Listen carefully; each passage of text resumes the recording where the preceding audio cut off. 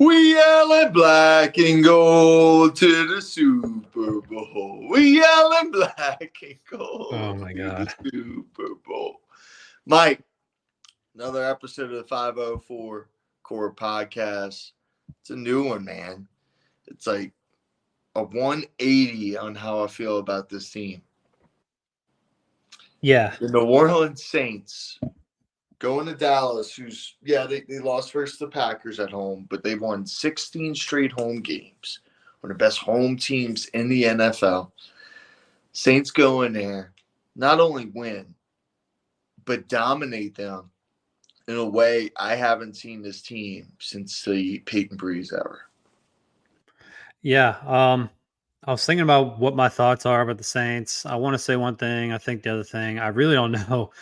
We both predicted the Cowboys last week. I think majority of the people did. I mean, there was the Saints social media accounts made fun of every single expert quotes about the Saints being the underdog, and everyone picked the Cowboys. So I'm really not too sure what to make of this team. Obviously, you had Carolina week 1.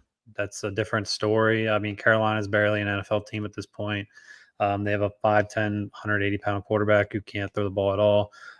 So that you kind of had to take that with a grain of salt. And then we said, if you go into Dallas, and we'll see. We'll have maybe a different opinion. Obviously, Dallas killed the Browns an away game week 1. So Dallas is, a decent team. I don't know if they're a true contender, but they're definitely a playoff caliber team, that is. So I really don't know how to feel about this team. I asked one of my friends, I was like, what percentage are you bought in right now? One of my friends said 80. I was like, I'm about like 40%. I think I'd go to like 85% if they win this week. What are you at right now? Dude, I'm at 80, 90 right now. Really? Dude, I'm serious. Well, the reason why I'm score on 15 straight possessions, Mike, to start the season. The next highest, let me give you some stats. The next highest, 15 straight possessions scored. The next highest was the 2000 Falcons with 7. 91 points to start the season. The next highest, the highest was the 2009 New Orleans Saints that went on to win the Super Bowl.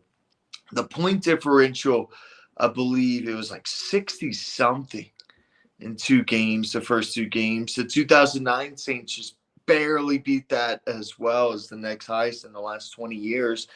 Derek Carr is first in passer rating, first in touchdowns, first in yards per attempt. Alvin Kamara looks like the old Alvin Kamara. It's just the creativity, like we talked about last week. It was continued in creativity. The defense looks really good. The secondary, dude, they just developed them DVs, man. That say one thing about Dennis Allen. Sometimes you just got to pop out and show him. But one thing about Dennis Allen, he can develop defensive backs. Demario Davis still looks very good. The defensive tackles, Breezy looks good. So does Shepard. So does what's his name? God, Boyd, not the rookie Boyd. I mean, no, he's played suddenly. No, the other D tackle. Saunders, Saunders. Yeah, the D tackles, which I thought was going to be a weakness last year, is looking like a strength this year. Still need to get more pass rush from the outside with Cam and Carl Granderson.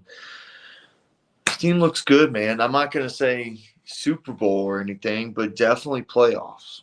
Well, it's just crazy. Like everyone's just, including myself, was like kind of doubting the Saints. Like come the second drive of the game, if Derek Carr's not getting it done, what are you going to hear? Boos in the dome. Everyone's Rattler. That's all you heard in the offseason. Now it's Derek Carr's the next Breeze. It's just insane. The reason why I'm just like my percentage of being completely bought in on this team at a low percentage is like, look.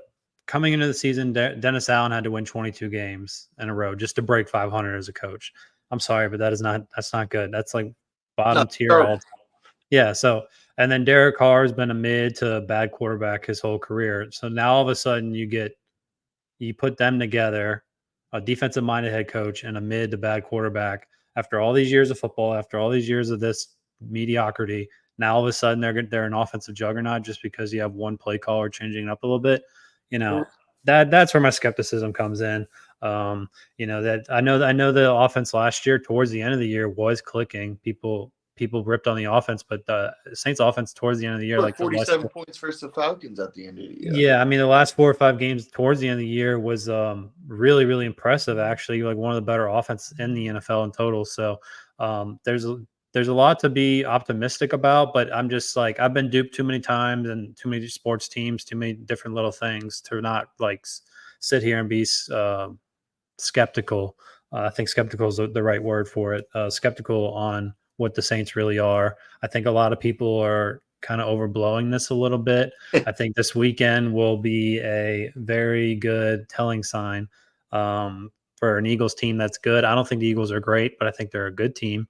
You saw what they did Monday night. I still don't know how they blew that game.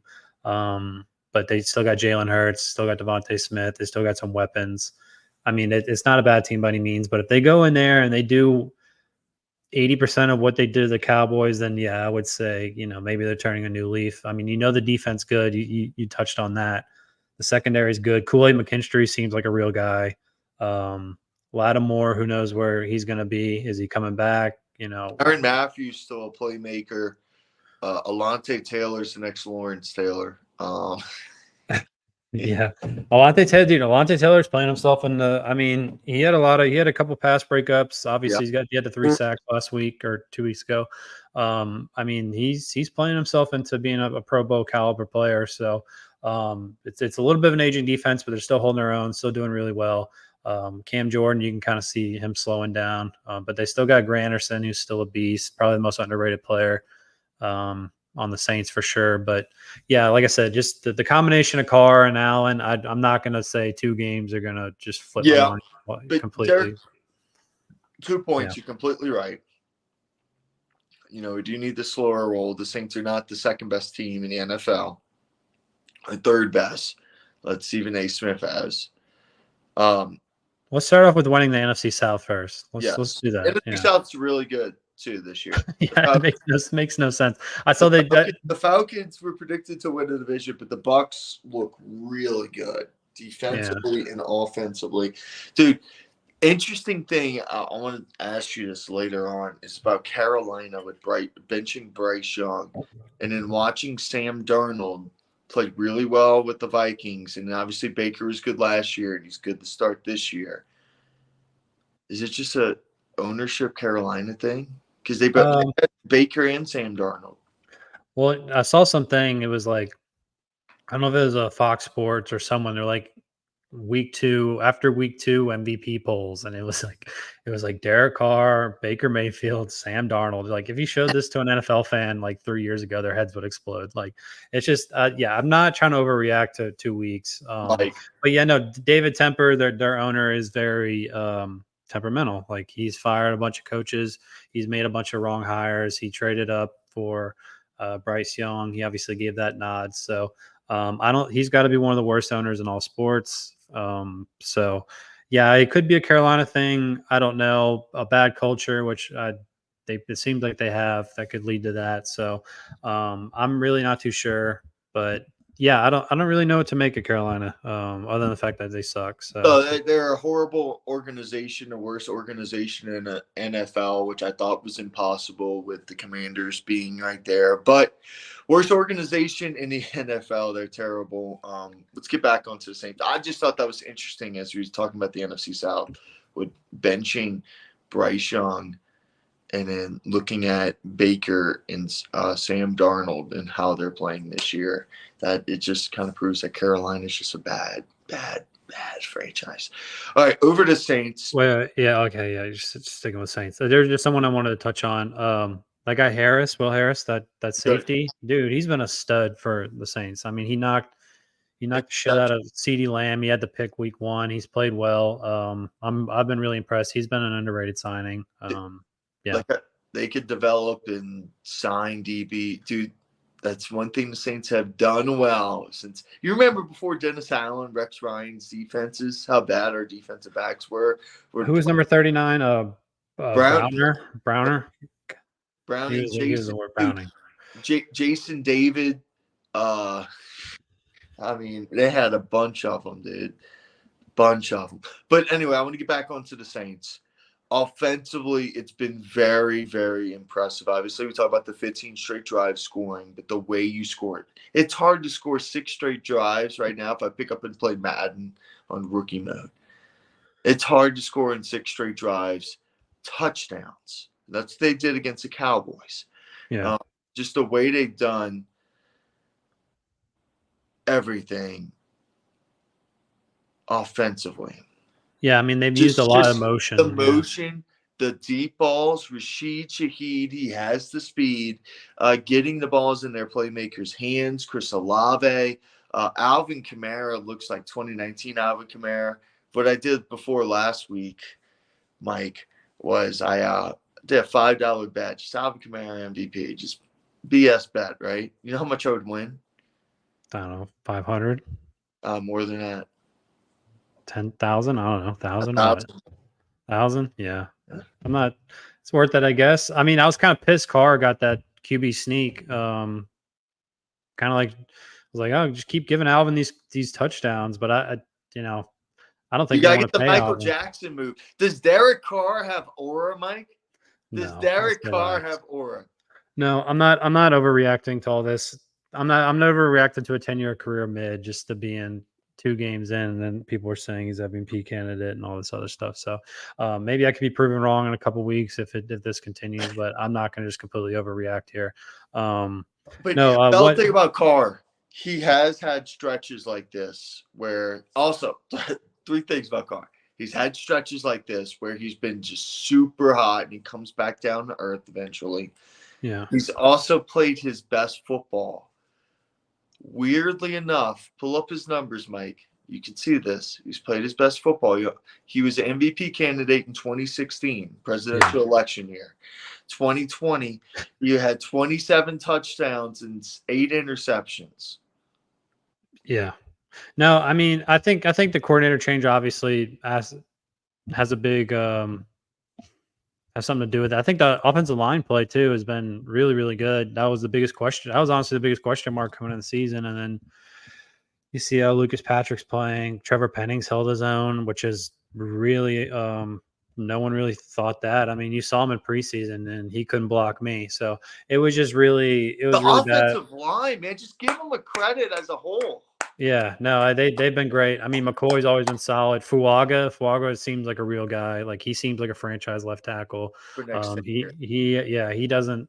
He seems like a real dude you can kind of build off of. So, yeah, just like people saw shit. People saw this shit in preseason. They were like, "Oh, we're not having it." Like, and how bad they were, and then now they're going to Super Bowl. You know what is going on? Yeah, 20-0. Like I'm just like, okay, so.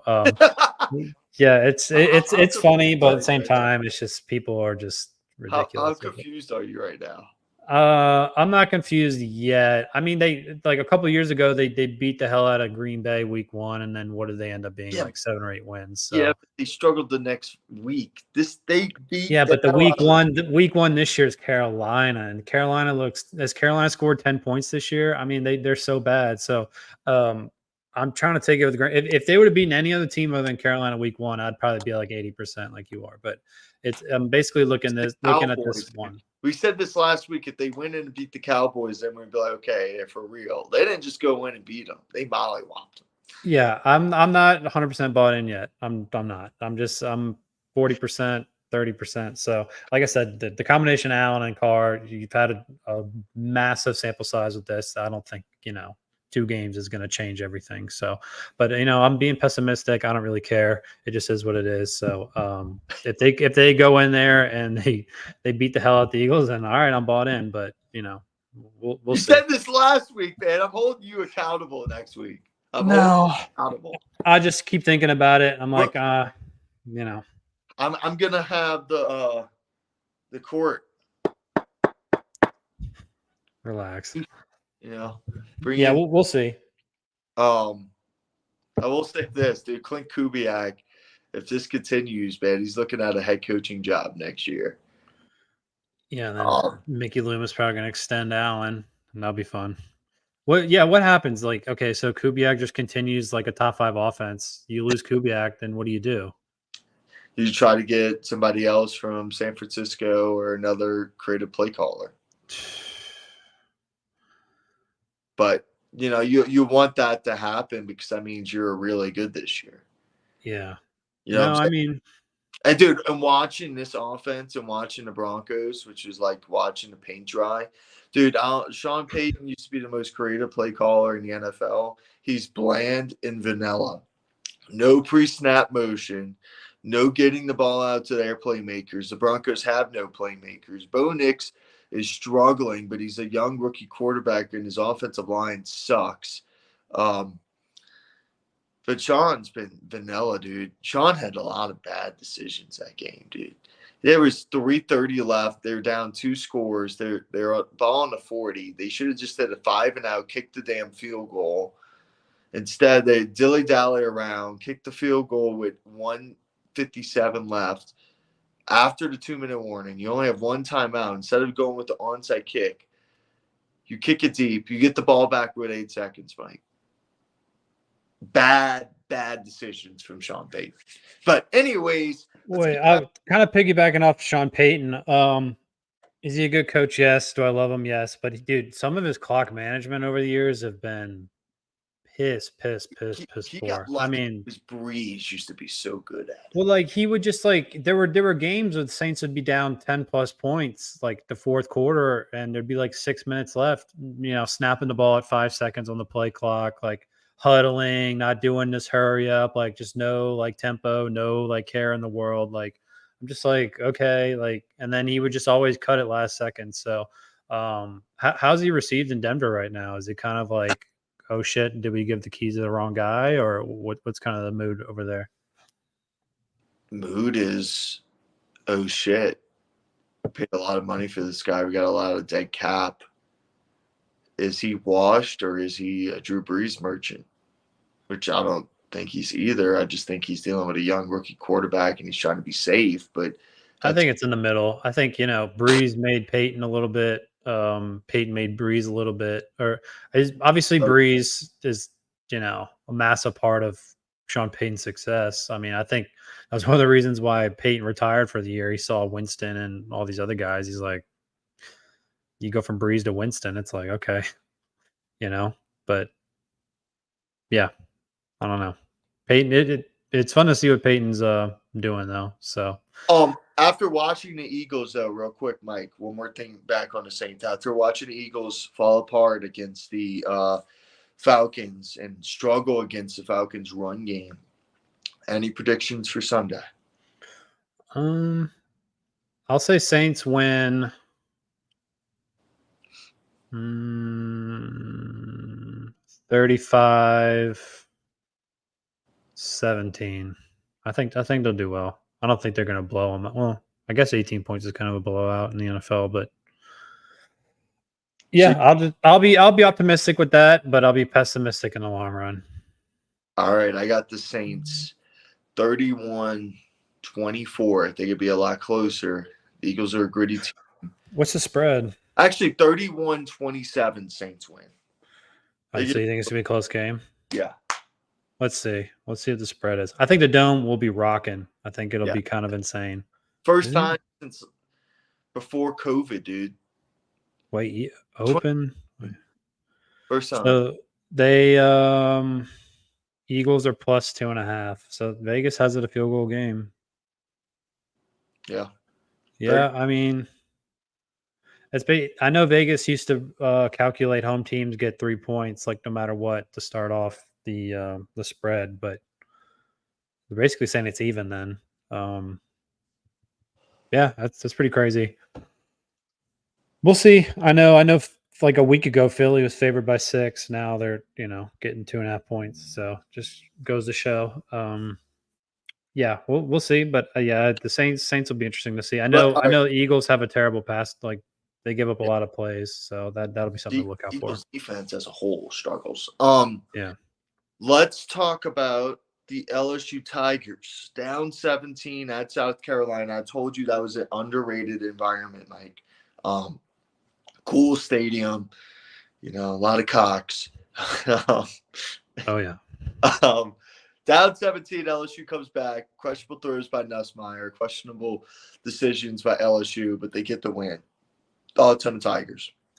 Well, yeah, I was telling Zach yesterday. I was just like, people were saying how South Carolina, this should be an easy win. This should be. I think people just look at South Carolina and like they think. I mean, our group message, they were like, "Oh, the South LSU's washed." Like they made it seem like this is an easy game. That's South Carolina of old, like just kind of a mid team. Like, no, man, this is the place was rocking. It's a good. Shane Beamer has them in a good place. So, no, it was. I don't know if it was an impressive win, but it was an impressive way that they kept their composure, being down at 17 and a half. They didn't give up many yards. I think they only gave up like 1 yard in the third quarter on defense. So they gave up long runs, though. Yeah, they did. But but I mean, like LSU could easily have lost this game. I mean, Nussmeier threw the pick in the end zone, and then they got the pick six called back because of a kind of a cheap hit. It could have gone either way. They kind of got fortunate. I know South Carolina fans are bitching about it right now, still about that call. And I mean, I get it, but at the same time, like they kind of blew the game. They lost their quarterback, who, I wouldn't say is a great quarterback, but still losing a starting quarterback in any capacity is not good. It changes the game plan for everything. So LSU kept their composure. They got it done. Caden Durham's the stud. You can see it with him. He kind of he stepped up when they needed him. When someone needs to step up. So, Nussmeier is going to be a little erratic. I said it before the season. He's going to put up a lot of stats. He's also going to drive you crazy at the worst times. So, he's a fun quarterback to have. But, I mean, we could easily be talking about South Carolina right now, just winning, and then LSU being 1-2, and then it's a whole different script. So, I know Brian Kelly's reaction to it was pretty nonchalant. He was just like, so I'm glad we kept our composure, got our win. He didn't really speak negative on it. I was kind of surprised. I guess if he would have lost, he would have flipped the table or something. But right there, he's just like, oh, I'm glad we win. He hasn't really said anything negative. Does his reactions always feel forced to you? Wait, what? Does his reactions always feel forced to you? Like he comes in there thinking, like, okay, I'm gonna slam my hand on the desk. Do you feel like it's forced? I'm not sure. You can see him on the sideline. Sometimes they'll pan at him, and then he's like cursing out the Joe Sloan on the freaking mic. It's kind of like, okay, I don't know what to make of Ryan Kelly. I mean, the whole thing. A program builder, I'll say that. Like, there's just I was kind of telling my dad this. I was like, there's just something missing with him. I don't know. I don't know if it's a culture thing or it's like a bad fit or what. Because like there's obviously question marks when he came here. He's like, oh, he's not a good culture fit. He's not this and that. Like, obviously, Ed Orgeron could not be a bigger culture fit, but he had that 2019 team. I think anyone could have coached that team, but he had great culture for a while, and then he just kind of lost it. He got a little erratic and lazy, and then Les Miles, he had a different culture as well. So I think Brian Kelly in the beginning, he had different coordinators that weren't really familiar with Louisiana, and he kind of realized losing Greg McMahon and Corey Webb. Yeah, that was one of his underrated bad moves. Yeah. So McMahon, the special team sucked for a while. Special team still sucks. I mean, Xavier Thomas is a stud. You see him, he's as soon as he catches the ball, there's a guy in his grill, and then he makes like a crazy play. I mean, I think it's going to backfire eventually, but he is a stud. If you give that guy in your room, he is a playmaker. So, that was one of the things. He wouldn't surround himself with Louisiana guys, and they're starting to do that now. But they don't really have a special teams guy or whiz, which I think they really need to do. They tried to get Greg McMahon back this past year. Did they? Where is he at right now? Tulane. He's really okay. Yeah, no, I'm surprised he's not a better program because he has. He wants to stay. I think he's from New Orleans. Is he? Okay. Yeah. No, he's good. I mean, he was good at LSU. He was good with the Saints. I'm kind of surprised he's not a bigger program, but like you said, I guess he's a hometown boy. So, what do you make LSU? Dude, my thing about like LSU is Caden Durham looks really good. We expect to see that from Caleb Jackson. Maybe we will from Caleb. But they need to start running the football with consistency. We saw a little bit in the second half with Caden, but the offensive line is supposed to be the strength of this team. I need to see them dominate teams. This weekend against UCLA, UCLA is not USC. UCLA just lost to Indiana by 38 points at home. Really? I haven't looked. I know spread. I was telling Zach, I was like, what's going to be the spread? And I was like, it's going to be like 14-10. What is it? And then I looked at it, it was like 24 points. I'm like, what the hell? Like, so this UCLA team can't be that terrible. good. Terrible. Yeah. It was lost to Hawaii. Okay. Yeah. LSU also struggled against Nichols for a little bit, so it's not saying a lot. But I need to see LSU come out here and dominate the front, both sides. Yeah. They definitely need to dominate this game, because then you gotta go into a little bit of a tune-up game with South Alabama, and then you get a bye, and then you get Ole Miss. So schedule's starting to get it's going to start getting real pretty soon. I agree. The offensive line struggled versus USC, but USC is one of the best D lines in the country. So that was kind of the circled key matchup in the whole game. So Will Campbell struggled. I never thought I'd say that. I mean, he's been immaculate this entire time. Yeah, he's been unbelievable. First round pick. Emory Jones has been the best offensive lineman this year. Yeah, I agree with that. So yeah, I mean, we'll see, but yeah, they need to run the hell at the ball and just kind of control the game. And then the defense, if the defense doesn't give up big plays and they can run the ball with any kind of consistency, LSU should win fairly easily, from what I've seen. So yeah, what are your score predictions?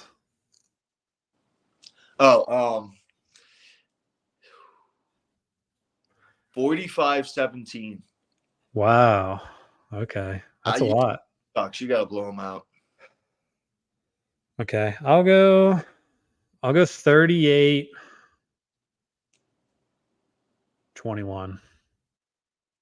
All right, so you still cover the spread. 17? Oh, no, you don't. Never mind. Yeah. I suck at math. Yeah, that's okay. But yeah, no, we'll see. I think if LSU keeps it close, I think it'll actually be kind of concerning from everything I'm hearing about UCLA. So agreed. All right, you ready for it, Mike? Roll wave out west. Tulane to the Pac-12, apparently heating up.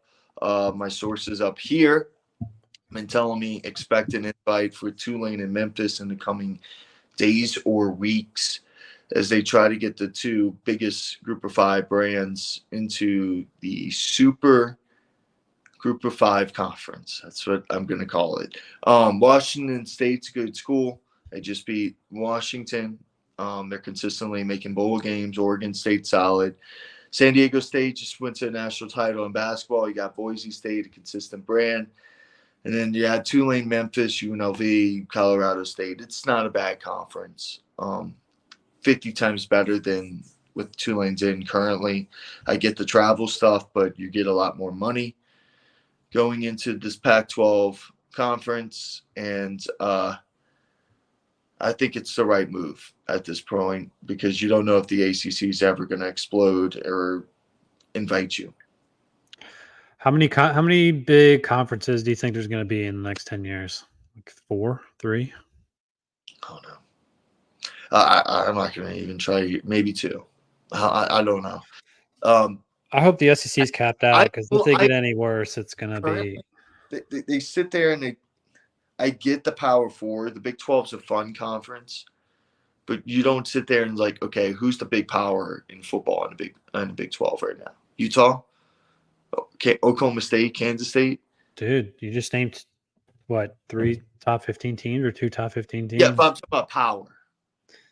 Like, what do you mean by power? I mean like contenders, national brand, a contender year in and year out. I don't know. The SEC. I mean, how many true contenders are there in college football every year? Like, all right, 5, Oklahoma. 6? I think Oklahoma is. Alabama. I would not put Oklahoma in there.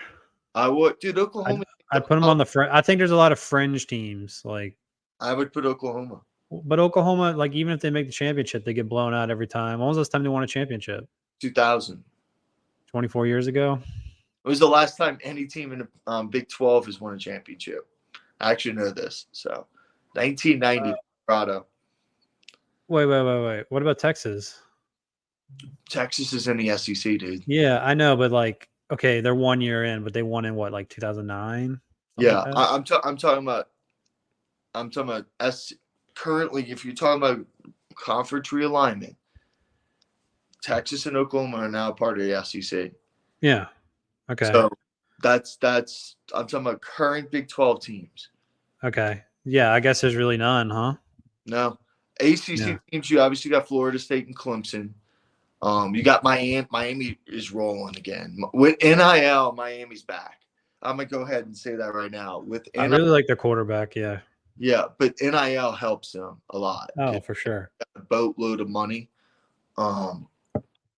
If they got a new stadium, they would be really back. But they have those three schools. And North Carolina, I'll put them in there just because North Carolina's got a boatload of money and they got a lot of tradition. As a contender? Says a potential school that interests anybody. Mm. But those three schools have got football power. Obviously, the Big 12 and the SEC has majority. Yeah. You got Notre Dame. But you're sitting there looking at the Pac-12. I think the Pac-12 with Tulane, Memphis is a fun, quirky conference that is going to get that Group of 5 bid basically 99% of the time. Yeah, I mean Tulane's obviously on the rise. I mean, look at what they've done and just about like football. They've gotten so much better the past 5-10 years. Like they're just going to keep climbing. I feel like so. Baseball, they made the NCAA. Baseball's always solid. Yeah, I mean they keep climbing. I think they'll continue to grow in a positive direction. I think if you get a chance to move to a better conference, then you just do it, and then maybe down the road if you continue climbing, maybe Tulane, used to be in the SEC. I'm not saying they're an SEC caliber program, but you never know if a program continues to climb. So always make a jump forward if you can. So yeah, I think it's a good move. Well, I agree with you. One last conference realignment, and Tulane and Memphis go. The Sun Belt needs to go and grab ECU, Eastern Carolina. They need to go and grab like UCF and maybe UAB. And just fully get rid of the American, because the American's Conference USA Plus right now.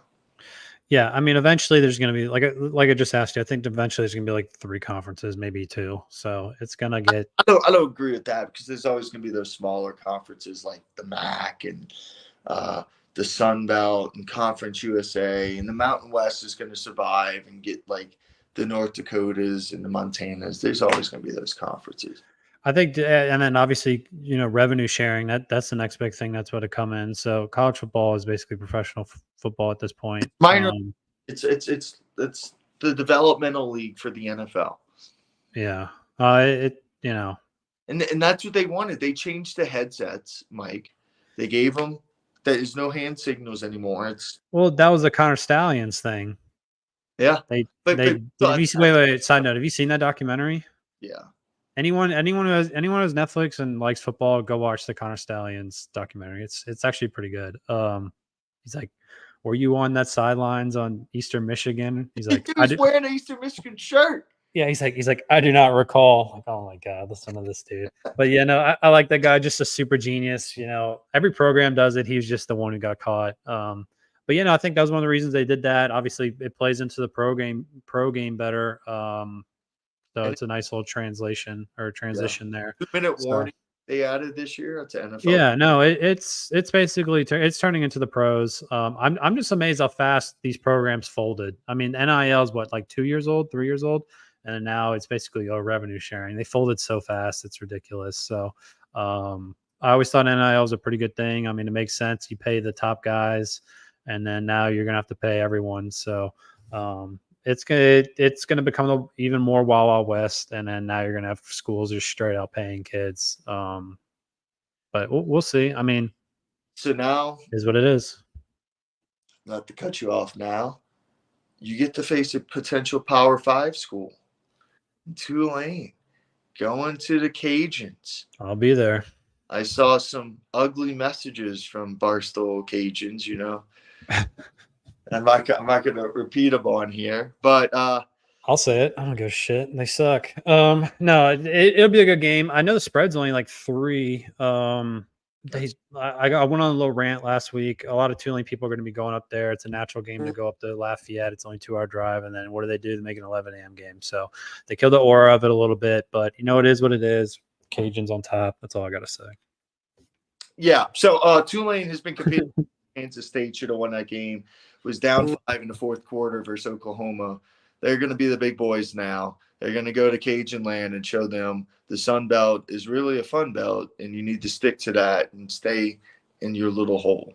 So Tulane by more than 2 scores.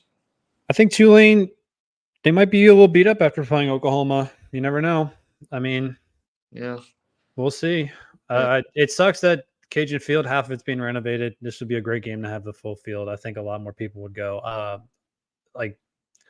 I know attendance hasn't always been the best. Just like I said, they pick shitty times to play the games. This conference doesn't have the best opponents. So, and then when we do get opponents, it's a Thursday night or 11 a.m. game. But I think it will be rocking. Tailgating should be good. We'll see. We'll see what happens. You never know. That's why they play the game. But yeah, spreads low. Vegas thinks it's gonna be a close game, but we'll see. Tulane's the better team in all reality. Like they just have more talent, but you never know.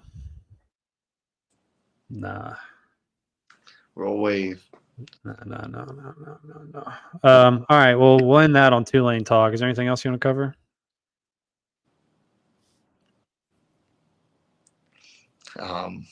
What are some good games this weekend? There's a Monday Night Football. Is the Bills Ravens, right? Isn't that Monday night? There's two Monday night games. Yeah, there's the Titans Dolphins, Bills Ravens. Is that right? Jacksonville Bills, I know that for sure, and then Commanders Bengals, a little LSU matchup, quarterbacks. Ew. Dude, I think the Jets are going to play primetime every week, huh? Yeah, dude, that's annoying. Yeah, well, I mean, Aaron Rodgers. What do you make of the Jets so far? Mid. Yeah, I don't know if Saleh is that great of a coach. Just they're there. They got a terrible offensive coordinator. Aaron Nathaniel? Rodgers. Yeah, Hackett. Yeah. They used to count down the play clock for him in Denver. I love that. They used to be like 10, 9. I love that. Yeah, I guess what are the games of the week? Saints Eagles. I'm assuming that's gonna be a national game. That should have been Sunday night. They need to just do with college.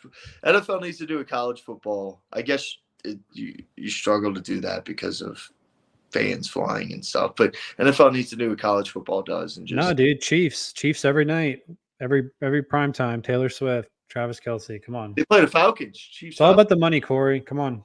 Chiefs Falcons is a good game. Dude, it's all about Taylor Swift. That's all it comes down to. Are you tired of the Chiefs yet? I mean, every time I watch a Chiefs game, I'm just like, I'm ready to throw up. I'm so sick of it. They get these it was a pass interference, but they just get these stupid calls at the end of the game. Patrick Mahomes has 1,000 interceptions that have been called back. It's just the same shit every year. And I'm just getting tired. I'm getting worn down by it. Well, thankfully, the Broncos are typically playing when the Chiefs are playing. So I don't get Makes sense. Chiefs. So I get to watch the Saints at the early slot, 11, and then I got to go cover the Broncos at 2:25 here, Mountain Times for anybody back at home, and then the Chiefs typically play at 2:25. So nice. I don't get to see them all the time. I get to watch them during their primetime games, which I watched them 2 Thursdays ago now to start the year versus the Ravens, and I was rooting for the Ravens. So I like Patrick Mahomes. I don't mind Andy Reid. I don't mind the city of Kansas City, but they've just worn on me. There's just too much. I don't know. That's just the whole Kelce Taylor Swift thing. I mean, I know Swifties get mad, they get territorial. I don't really care. They're just annoying as hell. It's just my fiance is starting to become a Swiftie. Is she did she poke her head around the corner? Is she ready to come kill me? I mean, yeah. It's I hate it. It's just the same old shit with them. It's just they pull out these close wins. It's 13 seconds, refs, whatever it may be. They're going to win. Goodell's going to make the call down on the field. throw the flag. I mean, it's just the same old stuff with them. It's just kind of wearing on me. But they are a great team. They're very well run. It is what it is with them. But yeah, that's my little rant on them. The important message of this podcast, then, Mike, is black and gold to the Super Bowl. With an asterisk. Yeah, we'll see. Are you gonna bet it? I already did. What'd you bet? I bet $3. $3. Yeah, I won 300. Oh, for the Super Bowl? Yeah. When were those odds released? Oof, well, I do it every year. I wonder what there are. Do you have now? I went back and looked. I did ESPN bet. It's probably like 30-1 now. Yeah. So I could get some money currently. Oh yeah, they give you cash out options. No, they don't. ESPN bet. Oh, FanDuel does. But does DraftKings? I don't gamble that much anymore. Does DraftKings? I think DraftKings and FanDuel does, but ESPN bet does not. But they gave me really accounts and stuff. So I just went with them. $3. Come on. To win 300, bro. If Alvin Kamara, the Saints go on a magical run, AK has like 25 touchdowns this year. Okay, like, total. Relax. He's done it before. He had like 23. When the hell did he have? He had 23 touchdowns in 1 year. Yes. Was it 2018? He had 16 rushing and like 7 or 8. Was that that was the year? Wait, hold on. I need to check this. Goes Alvin Kamara stats. He's had 2020 and 2018. He's had 20 plus touchdowns both of those years, combined rushing and receiving. 2018, he had 4 touchdowns. Or 29. No, it was 20. Oh, that's receiving. Okay, wait. ESPN's got me messed up. Okay, yeah, he had 18. 2020, he had 16. Was that the year? That was the year he had the 6 touchdown game, though. No, 5 touchdown. Was. Huh? 2020 was. Yeah, that was the year he had a career high 16. So 2020, 16 plus 5, 21 touchdowns. Oh, wow. Okay. Yeah. Stand corrected. He's a guaranteed Hall of Famer, right? I don't know. He's never had 1,000 yards rushing. Can you believe that? So, like, if he comes back and has maybe his 2 really good years, the next 2 years, then we're talking about it. But I think he's in a Hall of Very Good currently. Dude, Demaryius Thomas is getting Hall of Fame considerations. Did you see that? Yeah, he's in a Hall of Very Good. Have you seen his stats compared to Colston? Yeah, it's like the same. Basically, yeah. I mean, like if you're making a Demaryius Thomas like case, you could make one for Colston. The only thing Demaryius Thomas had like a little bit different was some kickoff returns. I don't know if he did punt returns too, but that's like the only thing differentiating between them two. I kind of thought that was really interesting. And all pros, which I mean, Colston never got one, unfortunately. He's greatest player ever to never make a Pro Bowl. I mean, you can preach that to the choir, Saints fans, but yeah, I saw that on Twitter. I thought that was really, really interesting. But yeah, what was his name? Quiet Storm. What was his name? Quiet Storm. Yeah, I mean, I don't know. I'll be vocal about it. I saw it, so I think Marcus Colston, Hall of Famer, dude. Which I would start that companion with you right now, marching the streets of Canton, Ohio, and New York. Yeah, picket signs. Yeah, I have my Colston jersey right now, dude. I'm gonna put that on and just. Yeah, next pod you have to be in a Colston jersey. But that, Mike, real quick, that's a good conversation. Saints, Hall of Famers from the Peyton Breeze era. You know, I think it's obviously going to be Javari Evans, Drew Brees, and then Cam Jordan currently are the 3. I think are going to make it. And then Thomas, no. Kamara, possibly. If he has a couple more good years. Dude, Thomas and I feel like there's an obvious one we're missing. It's not. DeMario should. He's like a Colston. He just hasn't gotten the recognition he should have. He's been like a 5-time All-Pro by now, though, right? Look that up. I think it's a 2-time. When I saw it on the Pro Bowler, but he's a 5-time All-Pro. I thought. How Is many? Matthew a Hall of Famer? That's a good question. I But think he he's the wasn't. Hall He of wasn't Very. during the Breeze era. I think he's the Hall of Very Good. Like Um, Marcus Colston, not Marcus Colston. he's one-time All-Pro. DeMario, that is. That is a crime. Yeah. No, I agree. Let's look up his stats. The problem is the NFL is a lot harder. Like if it's the NBA, he's probably already inducted in the Hall of Fame. The NBA is it's not an NBA Hall of Fame; it's a basketball Hall of Fame. So that's where people get. That's why Well, people loop in the Olympic stats and all that other nonsense. So, Reggie Bush would be inducted too. in what, football? Yeah, because of his college career too. Yeah, yeah. I don't know. It's kind of weird. Yeah, like I said, he hasn't gotten the recognition he's deserved, but he's been excellent.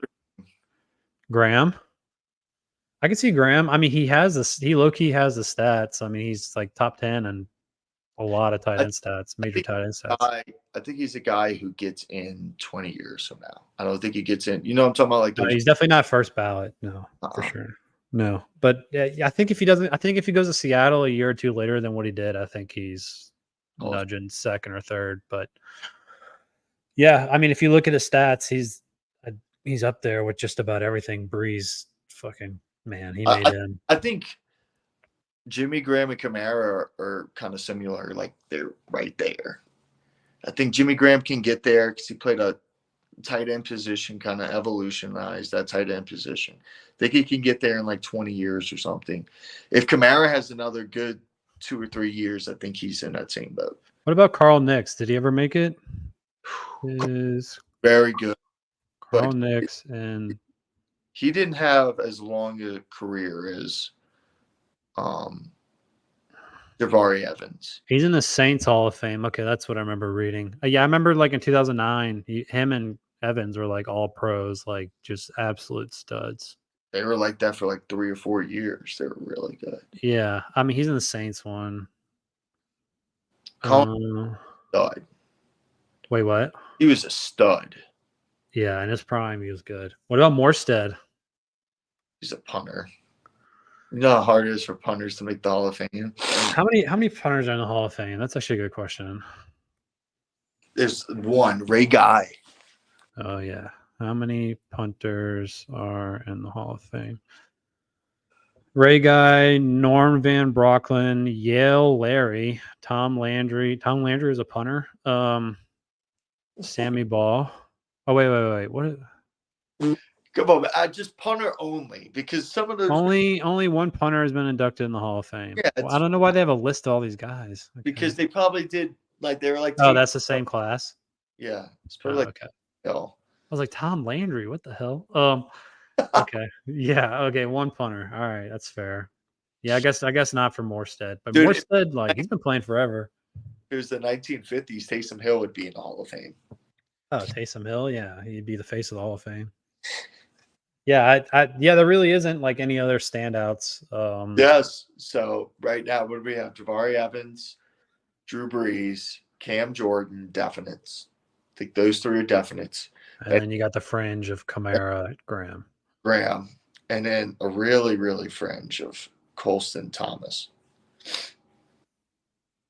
And then DeMario. I don't know. I guess I'll put DeMario ahead of Colston and Thomas. Really? Just a little. I don't think he's gotten the national recognition though. I don't know. It's an interesting conversation for sure. I mean, like I said, if it's basketball Hall of Fame, they let in anyone. So NFL is pretty tough. What is it? There's only 5 guys, right? That get in. 6 or 7. Is it? Yeah, I believe so.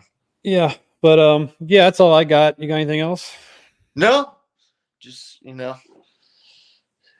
somebody told me it was a bad time in Louisiana sports 2 weeks ago. I was like, man, look, the Pelicans don't have a center, but they just traded for an all-star point guard. The Saints are 2-0, riding high, 2 dominating wins. Tulane's about to move into a bigger conference. LSU's okay. Enjoy life, guys. We just got through a hurricane. Be happy and who dat. Yeah, I'm not mentally ready to think about the Pels right now. They're gonna be fun. They big collection of talent, but none of it fits. So that'll be fun. But we'll get to them later, closer to November. I think the game's or closer to October. I think the first game's in October. Mike, we were supposed to end off of that, man. No, I had to say something. The Bulls, October 23rd. Big game.